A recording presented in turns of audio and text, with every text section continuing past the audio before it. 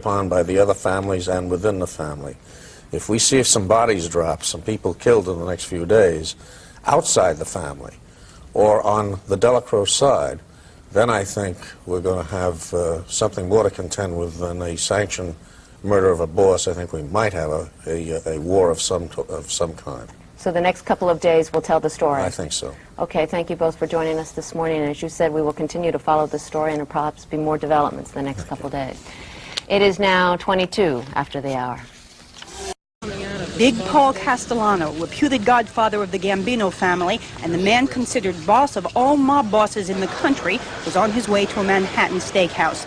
As he stepped from his black Lincoln, 3 men wearing fur hats and trench coats suddenly appeared, pulled guns, pumped 6 bullets into Castellano and 6 into his top capo, Thomas Bilotti, and then calmly walked away. Castellano was under indictment in the federal government's case against the leadership of New York's 5 mafia families, known as the Commission. He was also currently on trial and out on $2 million bail in a car theft and murder case. Well, I don't think they have to prove guilt or innocence with him anymore. That case is over. The main theory that law enforcement officials are working is that this was part of a power struggle within the Gambino family. Next tonight, we follow up on the assassination of reputed mafia boss Paul Castellano. The 73-year-old Castellano, police say, headed the nation's most powerful mafia unit, the Gambino family. He was shot in the rush hour yesterday as he tried to leave his limousine to enter a well-known Manhattan restaurant. Also killed was his aide, Thomas Bilotti. Both men were shot 6 times in the head and body. Witnesses said 3 men drew semi-automatic weapons from under their trench coats and fired at close range. Then they fled on foot into the crowds.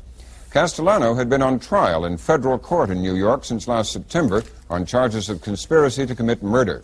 With us to provide some background on the story is the police bureau chief for the New York Daily News, Murray Weiss. Mr. Weiss, first of all, how important a figure in organized crime was Castellano? Well, if you just look at the sheer size of the family that he operated, it had 250 members and 500 associates, considered to be the largest and most powerful of the 5 traditional families. Therefore, it de facto makes him the most powerful organized crime figure probably in the United States of America. What kind of businesses were they in? Well, in recent years, in the past decade or so, as has most organized crime figures, they've gotten into more white-collar kind of crimes, and the Castellano people particularly have been into labor, construction, meat, poultry, in addition to the normal traditional kinds of organized crime dealings like gambling, racketeering, extortion. So the panorama is wide and pervasive here in New York City and throughout the country. For people who aren't voracious readers of this literature, what does the mafia do in businesses like meat and poultry and so on? To them, they increase the price of what the consumer in America pays for ultimately. If on a small business level someone tries to open a business and deal with another company to get its poultry or get its buildings built, they will eventually either not be able to do it if they don't deal with the right people, or if they deal with the right people, clearly the price that they will pay will be a, shall we say, non-bargained price. And eventually, someone who walks into the store, that price is going to get passed on to them. If you believe law enforcement people like the FBI, you're talking about hundreds of millions of dollars, a second government, an invisible government, if you will, in which all across the nation people are paying for it. Now, the people you have contacts with, the prosecutors and the police, what are they guessing today or speculating was the reason for bumping off Castellano? Well, you have to look at it from a few points. He's under indictment, currently on trial, in the first of several cases, probably the weakest. And he's been tied up legally in court for over a year. He's going to be tied up in court for even longer. There are, shall we say, people waiting in the wings within his own family to take over. A week ago, Mr. Castellano's second in command, Aniello Dellacroce, passed away. So now you have the number 2 position open. Castellano is there waiting to fill that spot. There's a theory here that the person who was heir apparent to the number 2 spot, a man from Howard Beach, Queens, named John Gotti, may have orchestrated this hit on Paul Castellano. To do this, one might need the approval of other families. In this case, what's known as the commission, the heads of all the families that meet, in which Mr. Castellano is said to have been the head of. Like a godfather. The godfather. That's who we're talking about here. Yeah. There are wiretaps on several of the heads of the other families where they speak in the foulest terms about Paul Castellano. And these tapes will be played next year at the commission trial, the so-called commission trial. So if Mr. Gotti needed support or the approval of the other families, it certainly would have been there, because they've long disliked him. Why?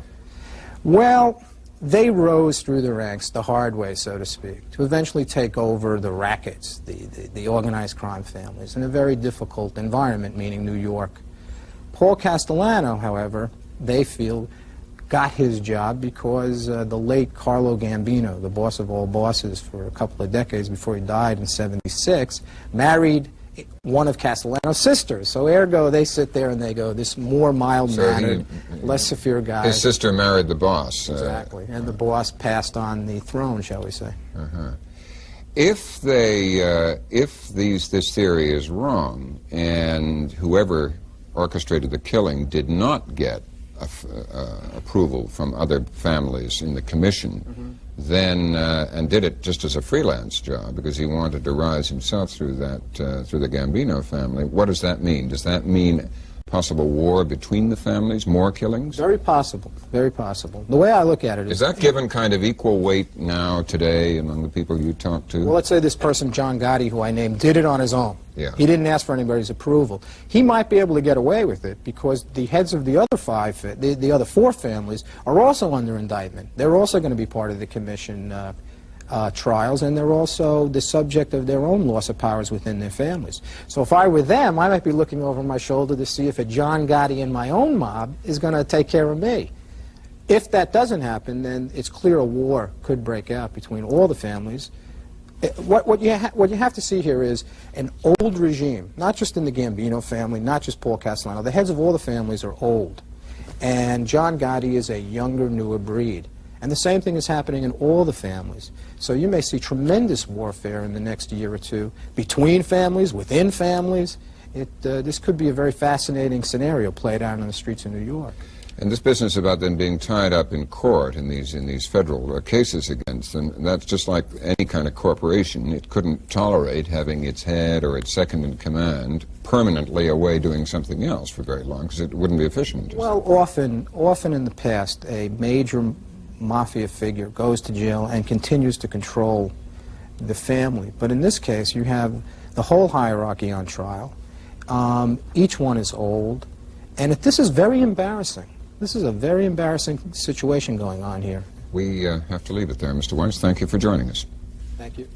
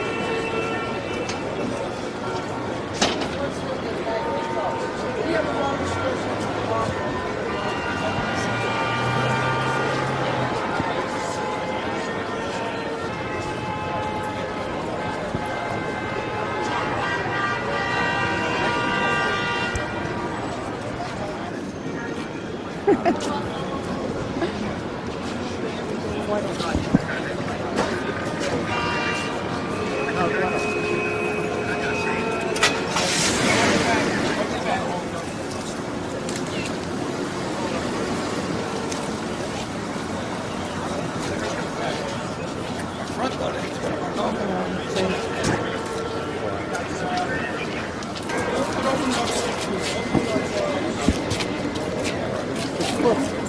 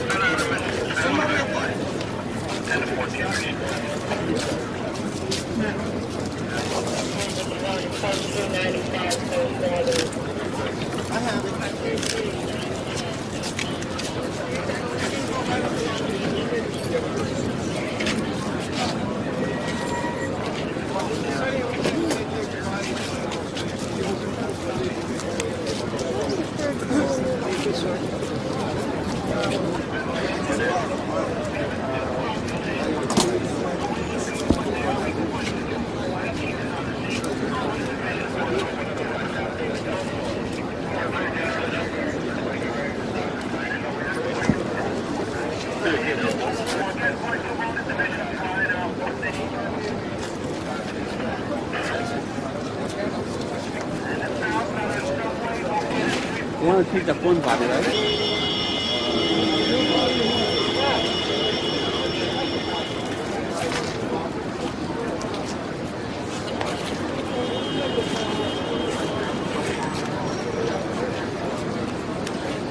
Get phone parties in one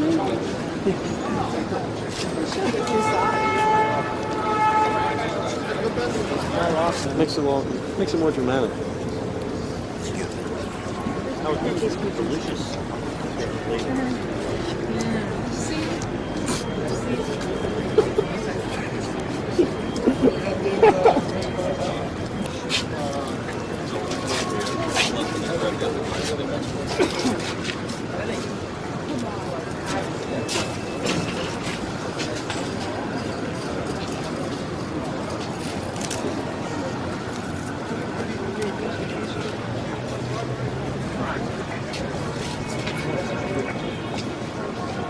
What? She's the deputy police commissioner. She won't take these pictures for you.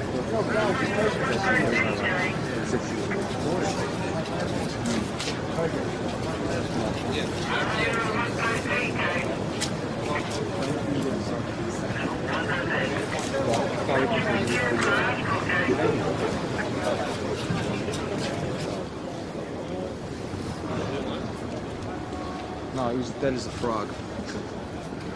This guy's been dead for 3 months. They carry him around. They prop him up in the back of the fucking car. Just finally figured that. They got tired of carrying him.